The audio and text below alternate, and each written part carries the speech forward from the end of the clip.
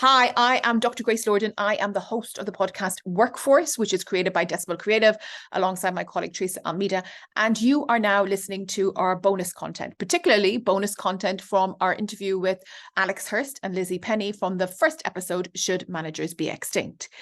Now I'm talking to them about offices, and does the fact that your office is a particular size still hold status? And as we move to the virtual world, are there other accolades that people are trying to collect? I'm particularly interested in this because my office at the London School of Economics is known for being tiny.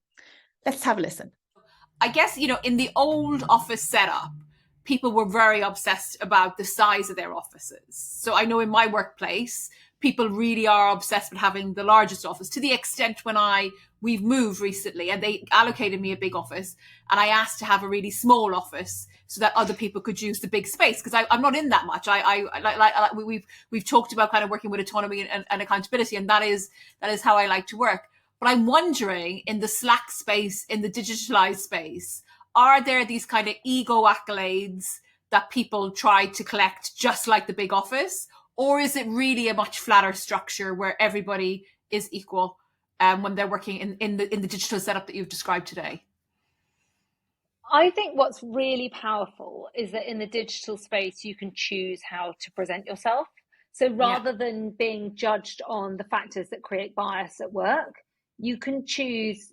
So there's someone at Hoxby that has a disability that we didn't know about for such a long time, years we didn't know about. There's someone who's got a chronic illness that we didn't know about. And I think the fact that you can choose to present how you want to, be judged on the things you want to be judged on, and then it is a safe space. So people do share things, but they choose to share it in their own way and as it suits them. So I think for me, the big thing is that it is a real leveler in a way that we just haven't seen before. And there is no virtual big corner office. There isn't that hierarchy, and there isn't that kind of physical symbol of success.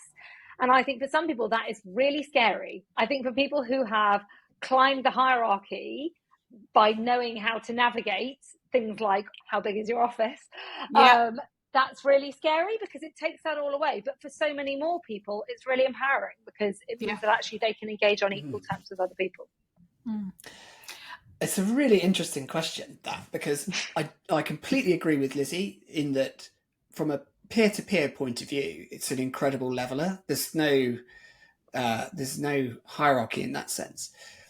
I think probably the commodity that we all care about or fight for is time, and time away from work to do stuff. So probably the thing that people are most proud to share with one another is what they're doing that work styles enabled them to do, whether that's caring for their elderly relative or seeing their kids' nativity or being at the beach when the surf's great.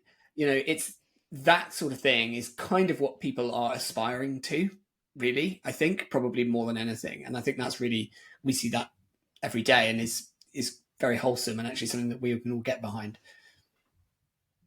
Alex, Lizzie, is there anything else that you would like to kind of say on this topic that has to do with autonomy, people leading themselves and taking accountability, that you think would kind of help set the scene for people who might be listening?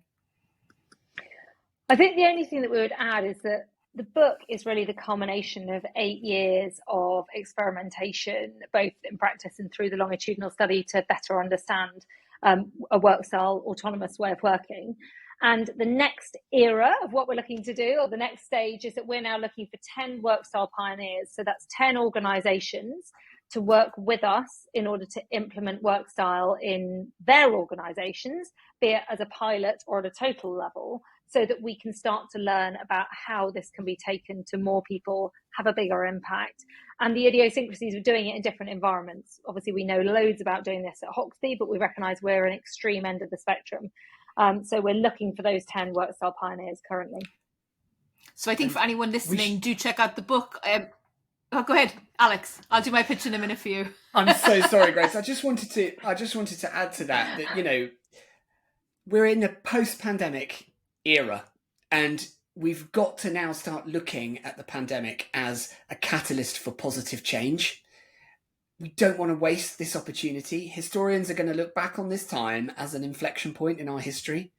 Yes, a time of great uncertainty, but also of opportunity to start again.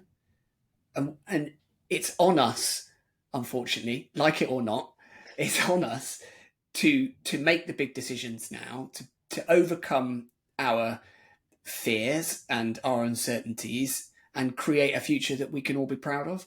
And really, that's what we're here to do, to talk about, and why we've written the book, is to encourage people to be brave enough to take the step that's needed now, right now, post-pandemic. Otherwise, we run the risk of squandering a really great opportunity and perhaps the one brilliant thing that could come out of the pandemic.